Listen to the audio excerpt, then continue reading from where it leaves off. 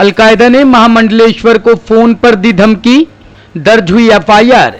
मथुरा वृंदावन के महामंडलेश्वर धर्मेंद्र गिरी को धमकी भरा कॉल आने के बाद पुलिस मामले की जांच में जुट गई है। 3 महीने में महामंडलेश्वर को यह दूसरी बार धमकी मिली है। इस बार फोन करने वाले ने खुद को अलकायदा का सदस्य बताते हुए कहा कि जब तक नुपुर शर्मा को फांसी नहीं मिल जाती तब तक उदयपुर जैसी घटना को दोहराने की बात कही। कॉल करने वाले शख्स ने गृह मंत्री अमित शाह, उत्तर प्रदेश के मुख्यमंत्री योगी आदित्यनाथ व असम के मुख्यमंत्री हेमंत बिस्वा को भी बम से उड़ाने की धमकी दी।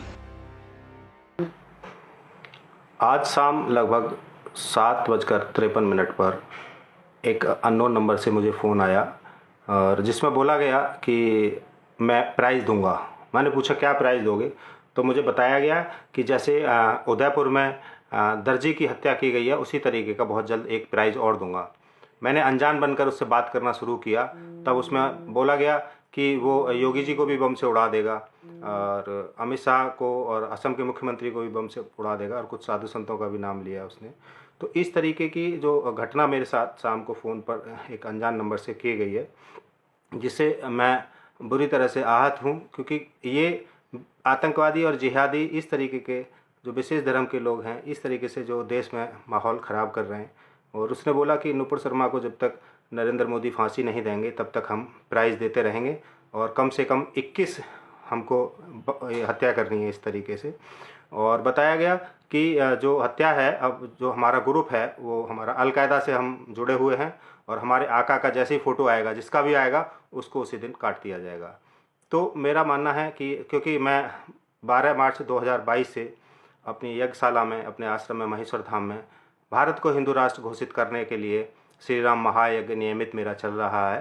तो उसी प्रकरण में हमारी आवाज़ हिंदू राष्ट्र के लिए हमेशा चलती रहेगी। जब तक भारत हिंदू राष्ट्र घोषित नहीं होगा तब तक हम अपना ये जो पूजा पाठ है जारी रखेंगे, अपनी आवाज़ है वो जारी रखेंगे, क्योंकि हम भारत को हिंदू राष्ट्र घोषित कराना चाहते हैं।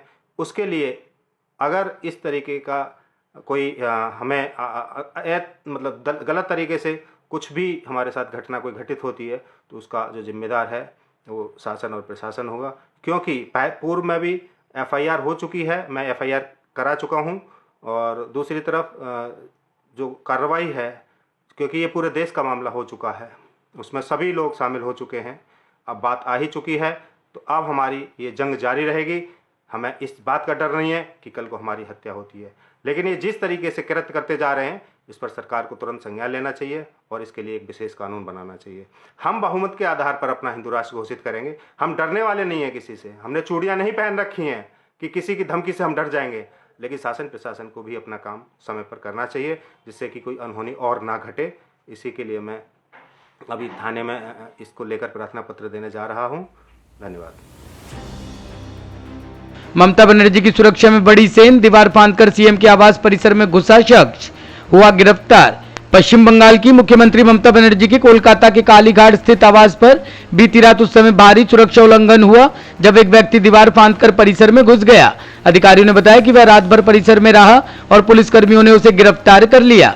व्यक्ति को मुख्यमंत्री के सुरक्षा कर्मचारियों ने हिरासत में ले लिया है। अधिकारियों ने बताया कि मामले की जांच की जा रही है। सुरक्षा में सेंध लगने की सूचना मिलते ही कमिश्नर विनीत गोयल सहित कोलकाता पुलिस के वरिष्ठ अधिकारी मौके पर पहुंचे। सूत्रों ने यह भी बताया कि पुलिस अधिकारी इस बात की जांच कर रहे हैं कि वह व्यक्ति जेड श्रेणी के सुरक्षा क्षेत्र में कैसे घुस गया। जांचकर्ता उल्लंघन के पीछे संभावित कारणों का पता लगाने की भी कोशिश कर रहे हैं। हालांकि प्रारंभिक जांच से पता चलता है कि अपराधी या तो चोर है या विकृत मानसिक स्थिति का व्यक्ति है। हालांकि पुलिस ने अन्य एंगल से भी इनकार किया है। पटना में बुलडोजर कार्रवाई के दौरान भारी बवाल, एसपी समेत कई पुलिस वाले घायल। बिहार की राजधानी पटना में बुलडोजर कार्रवाई के दौरान जमकर बवाल हुआ। राजीव नगर थाना क्षेत्र के नेपाली नगर इलाके में लोगों ने प्रशासन की कार्रवाई का विरोध करते हुए हंगामा कर दिया।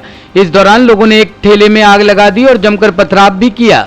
अतिक्रमण विरोधी अभियान के दौरान पुलिस और स्थानीय लोगों के बीच हुई झड़प में सिटी एसपी अमरीश राहुल सहित कई पुलिसकर्मी घायल हो गए। बुलडोजर एक्शन के दौरान हुई झड़प और पथराव में सिटी एसपी अमरीश राहुल समेत कई पुलिसकर्मियों को चोटें आई है।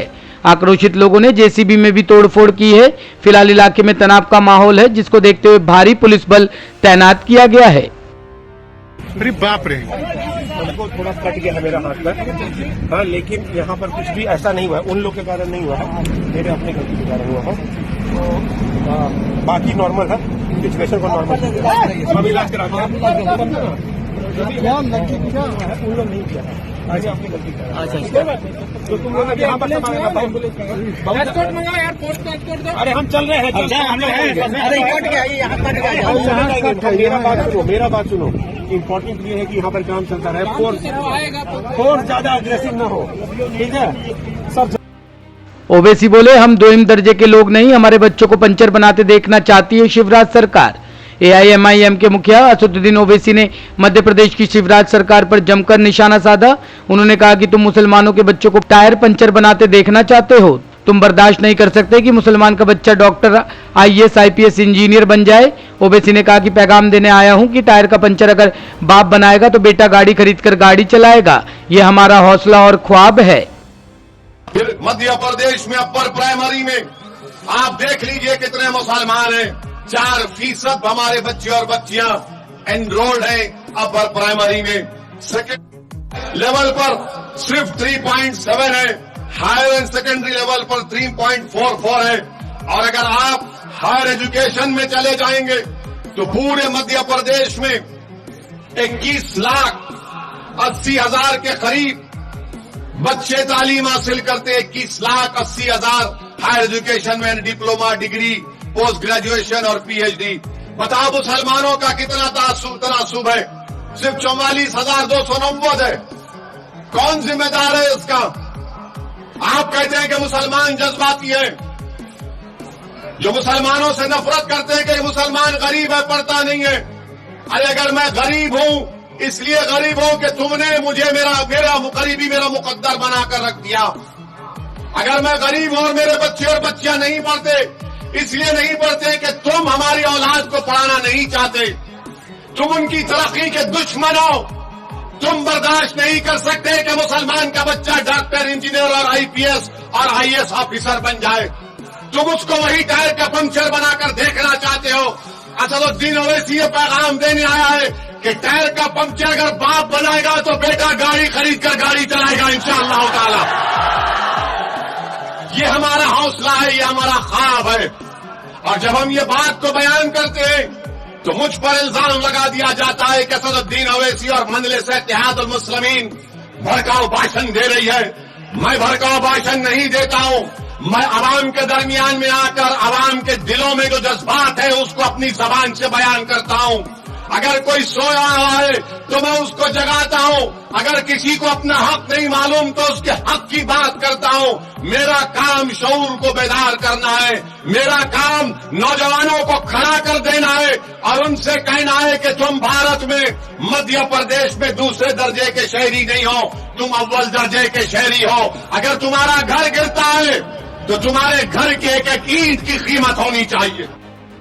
पीर पंजल से भारत में घुसने की फिराक में आतंकी, इंटेलिजेंस रिपोर्ट का दावा। एलओसी पार फिर से सक्रिय हुए लॉन्च पैड। पाकिस्तान अधिकृत कश्मीर में नियंत्रण रेखा के पार 1 दर्जन से अधिक आतंकवादी लॉन्च पैड के सक्रिय होने की खबर है। ऐसे में भारतीय सुरक्षा बल जम्मू कश्मीर में पूरी तरह से सतर्कता बरत रहे हैं। खुफिया इनपुट्स के अनुसार एक शीर्ष सरकारी अधिकारी ने बताया कि लगभग 200 आतंकवादी पीओके स्थित इन लॉन्च पैड्स के जरिए जम्मू कश्मीर में घुसपैठ करने के इंतजार में हैं। इस मामले में जानकारी रखने वाले अधिकारी ने कहा कि घुसपैठ की आशंका को देखते हुए उसे विफल करने के लिए सीमा सुरक्षा बल और सेना की गश्त को नियंत्रण रेखा पर बढ़ा दिया गया है। अधिकारी ने कहा कि सीमा सुरक्षा बल पूरी तरह से आतंकियों की घुसपैठ रोकने के लिए मुस्तैद है। आतंकवादियों को जम्मू कश्मीर में घुसपैठ करने के लिए सुरंग और नदी किनारे क्षेत्रों का उपयोग करना सिखाया जाता है। घुसपैठ की कोशिश करने वाले आतंकियों का संबंध लश्कर तैयबा, जैसे मोहम्मद और हिजबुल मुजाहिदीन से है। ब्यूरो रिपोर्ट, टीम तफ्तीश न्यूज।